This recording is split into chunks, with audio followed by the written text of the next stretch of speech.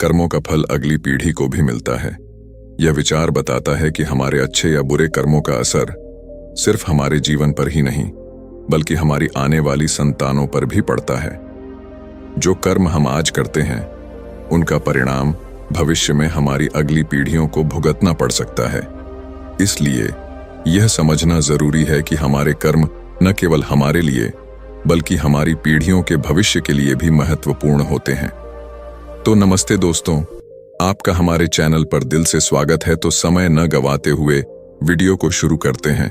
गांव के किनारे एक पुरानी हवेली थी, जिसके बारे में कहा जाता था कि वह कई पीढ़ियों से बंद पड़ी थी। गांव के लोग इस हवेली के आसपास जाने से भी कतराते थे।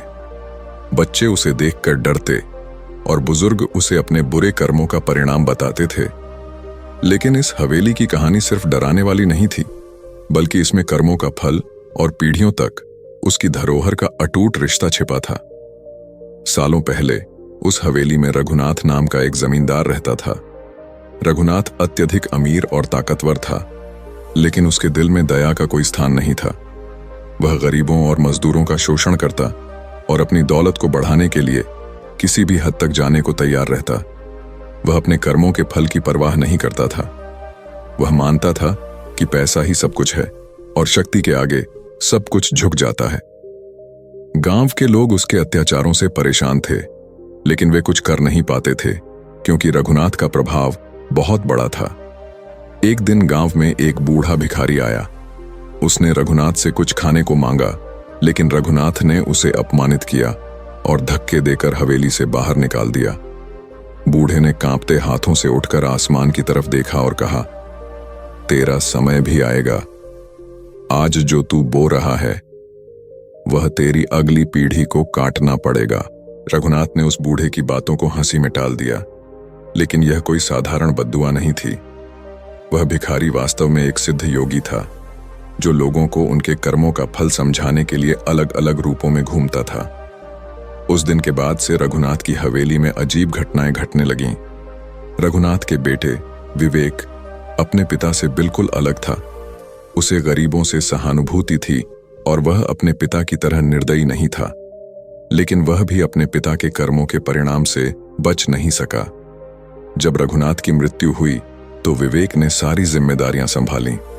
उसने बहुत कोशिश की कि वह अपने पिता की गलतियों को सुधारे और गांव वालों के साथ न्यायपूर्ण व्यवहार करे, लेकिन कुछ था जो विवेक को चैन नहीं लेने देता था। हवेली में अजीब घटनाएं होने लगीं। रात को अजीब आवाजें आतीं। कभी कभी हवेली के भीतर अजीब परछाइयां दिखाई देतीं। विवेक ने इसे नजरअंदाज करने की कोशिश की, लेकिन धीरे धीरे उसकी नींद उड़ने लगी। गांव के बुजुर्गों ने उसे चेताया कि यह सब उसके पिता के बुरे कर्मों का फल है। विवेक ने एक दिन अपने परिवार के इतिहास की खोजबीन शुरू की। उसने पुराने दस्तावेज और पत्र देखे और पाया कि उसके पूर्वज भी रघुनाथ की तरह ही निर्दयी और अत्याचारी थे। यह समझते ही उसकी आंखें खुल गईं कि उसके परिवार के कर्मों का बोझ उसकी अगली पीढ़ी को भी उठाना पड़ सकता है। विवेक को समझ में आ गया कि अगर वह अपने परिवार की इस श्राप से छुटकारा पाना चाहता है, तो उसे अपने कर्मों को सुधारना होगा और बुराई की जगह अच्छाई को अपनाना होगा।